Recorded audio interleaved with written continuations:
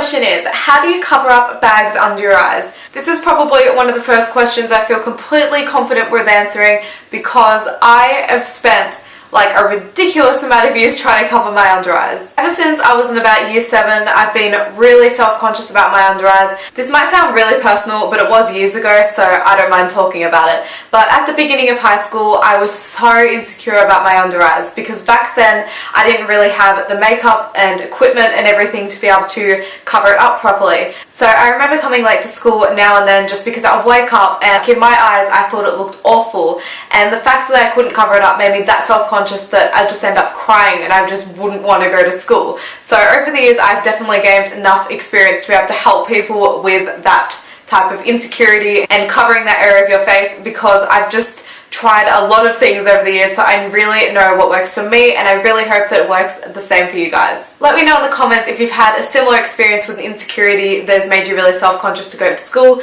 because I'm sure it is really common, and if you read each other's comments and stuff, then you'd feel much better because then you won't feel like you're the only one going through it. So I know for me personally, the main thing I hate about my under eyes is the bluey purple tones. I've always had it, it's probably a gene thing, and I also have a kind of sunken eye thing, as you guys would have noticed for sure. Like, I'm sure you guys see it every single video. But basically, like, this part of my face is like sunken down. I do personally not like it and I would love to change it, but I don't feel as horrible about it anymore. So if you are feeling horrible about something that involves your skin, it will get better. So don't feel as if you're going to be self-conscious forever, because you definitely won't. So to cover the bluey purpley colours around my eyes, I use a yellow concealer, which you would have seen me use in past videos. I use the Maybelline Cover Stick Corrector Concealer, and because it is yellow, which is the opposite of purple and close to the opposite of blue, it basically just covers those colours completely. Once I have this on, you can't see those colours at all, which is awesome, and then all I do is I cover it with my Fit Me concealer so that the yellow is gone,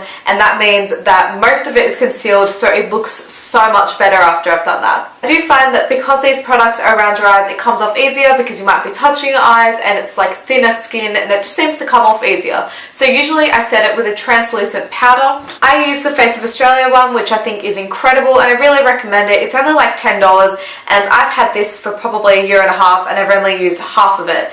And I apply it with a big fluffy brush, but you can use whatever brush you want that works for you.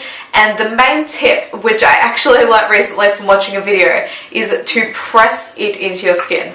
I'll show you what I mean. This won't add any extra coverage, so I'm not going to look really ridiculous. But instead of doing this, which I know I've done in most of my tutorials because I didn't know this back then, I used to go like this. So the right thing to do is to press it in like this, which means that it's actually staying on my skin, which allows me to have my bags covered for longer. It's probably better to have a smaller brush around your eyes because this is not logical in the slightest. But I personally find that that works really well and it does last for a long time once I have that setting powder in there. I do my makeup usually at about 8:30 in the morning, and by the time I come home from school it's still there, and it usually is there for quite a long time after that. So I really suggest something similar like that, but obviously like tailor it to your needs. Like if something's more affordable or you can afford something that's more high end, obviously switch that, but that's what I personally do and I really hope it works for you. If instead of bluey and purpley tones you have more red tones around your eyes, then I really suggest getting a corrector that is green, because that completely like backwards is what? That doesn't even make sense. It just gets rid of the red tones completely. Next question is, what lip colours do you think look best on brown hair girls? I've been having a little trouble on what colours would look good on me. I might be completely wrong with this, but from what I know, I don't think you should choose your lipstick colours based off your hair colour. I'm pretty sure no matter what your hair colour is, the same lipsticks suit you. Well, I found that anyway, because I've had close to blonde ombre, I've had black hair, I've had purple hair, I've had red hair, and I don't feel like the lipsticks have looked any different on me. But obviously if my skin tone changed or my eyes changed, I think that would have a much bigger impact. I'm going to be honest with you guys, I don't actually know what suits other skin tones than my own because I've never had to think about it. So I did a little research, so I have screenshots from a website on here. And I was just going to say it as if I knew it, but then I realised that's kind of wrong because it seems as if I'm just pretending I know it. So I'd rather just admit that I'm actually just getting it off a website because, like, why would I know that, honestly? I've never done like a makeup course or anything to be able to learn that. So if you have super pale skin like me It says that the best bet is to go nude, and you should also think about peachy lipsticks and nude coloured glosses. And they said for major impact, try a red lip. And they also said that you should try to avoid dark chocolate and burgundy shades as they're too contrasting with your pale skin. It's funny when you read that though, because I have no colours like that, so I must just try it on and be like, ooh, no, and then just move on. I'm going to show you guys some of the lipsticks that I think suit me the most, having pale skin, and honestly, I don't think the eye thing makes a huge amount of difference. Like, I think lipstick colours can sometimes make your eyes stand out more, but I don't really think you should determine your lipstick colour based off your eyes. I know personally, having pale skin, when I wear an orange lip like this, it looks awesome on me. And also because I have blue eyes, it makes them pop so much. So I really suggest that if you happen to have these features. It's so true about nude lipsticks though. They do look really good on pale skin, but you just have to get the right nude. Like, nude lipsticks either look great or they just don't look good at all. If they're too dark for your skin, it looks kind of odd, but if they're too light, it looks kind of odd. So the best way to find the best nude lipstick is to just find it as close to your natural lip colour as possible, and maybe a bit more neutral. The nude that works the best for me is this Rimmel London Apocalypse Lip Lacquer. I also think that bright pinky purpley colours like this look quite good, and so do coral tones like this or light pinks like this. So honestly, if you have pale skin, just go out there and try some stuff. Even if you buy it and you're not sure about it, like, you'll be able to know if it suits you or not. It'd be really awkward if that person who read this didn't have pale skin and they're just sitting through this like, come on. I found it really weird when I was on this website how, like, it had each of the skin tones, like really dark skin, really pale, olive skin, and more like yellowy toned. But then it just had random categories like Asian, and then it had Middle Eastern, and it just seemed really strange that, like, obviously it's not like they have some random colour of the rainbow skin, like they should have just fit in the scale that was already there. Does anyone else think that's weird? For really dark skin, it says that you can honestly try anything and that bright colours look good, and that is so true. I remember when I was watching Australia's Next Top Model and there was a girl with really dark skin, and anytime she wore bright lipsticks I was like, oh my god, that looks amazing. It does say that people with dark skin should stay away from milky or chalky colours because it contrasts too much with their skin, which makes sense, like, because to me that seems just as weird as if they got like the lightest shade of foundation. Like, obviously it wouldn't suit them. If you have olive toned skin, it says that pretty much anything will look good on you, but there are some shades you should stay clear of. It said that you should really stay away from purples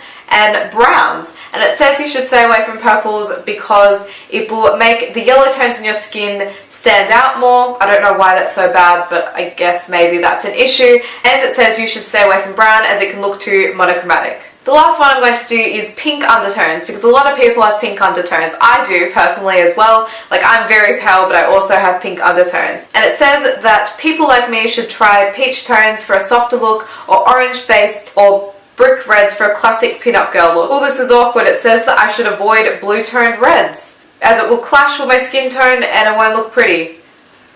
Ooh, this is awkward. Does this look bad, guys? Let me know in the comments. I'm quite paranoid now. Sorry about the answer being so long. It's just really hard to know when I don't know what that person looks like, if you get what I mean. Like, if they said to me I have pale skin and blue eyes, then I could have just said one answer.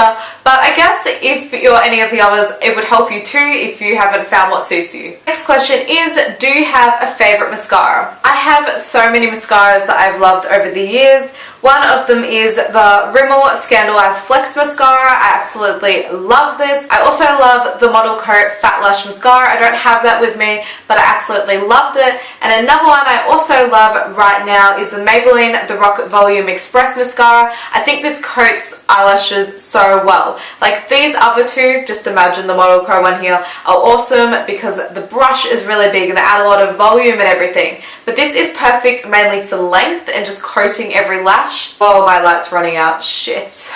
Next question is from my friend Bella, and she said, do you have any tips for avoiding getting rid of fallouts from eyeshadow? Haha, always happens to me. When I received this question, I was thinking to myself, how do I usually avoid this? And then I realized what it is. It literally comes down to physics, which sounds really odd. When I do most of my eye makeup, I do it on an angle like this, because for some reason I always have the mirror down here because I think that is the best way for me to coat every lash and to get the liquid eyeliner straight. So the way that I avoid it is that I just turn my head like this, because anything that falls down, and that sounds like such a lame answer, but guess you could try it out. Also, another thing I just thought you could do is that you could also place a tissue under there as you apply it, because then anything that falls onto the tissue. I also really recommend that you use a translucent powder on your face before you apply your eyeshadow, because then when it falls it'll be much easier to remove, because if your skin is like oily or really moisturized, it will just grab a hold of it. Sorry that I couldn't be more helpful with that answer. If any of you guys have tips for fallouts for powders or anything,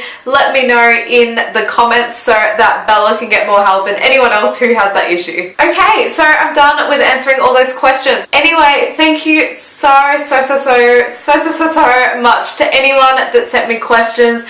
I seriously really appreciate it. I was so surprised when I was receiving them, because I got one and I was like, oh okay, that's really cool. Hopefully I can gain, you know, like 3 more or something. But then every time I went onto Tumblr and I refreshed, I kept having more and more, and it was just so awesome. Like, I've never really felt that involved with everyone before. Like, I've never had that many people send me messages and stuff like that. So it just felt so awesome, and I'm so glad that I got to answer everybody's, because I was thinking about this recently. I would hate to, like, I wouldn't hate it, but it would be sad when you get to the stage that you have that many comments that you can't answer them all. Because at the moment, although I do get frequent comments, I can always reply. It's not like it's a ridiculous amount. I think that would be sad. Like, I'd hate that I couldn't reply to some people. I also really wanted to say hello to all my new subscribers, because recently I've gained a huge amount, and I'm not really sure why, but I'm so happy about it.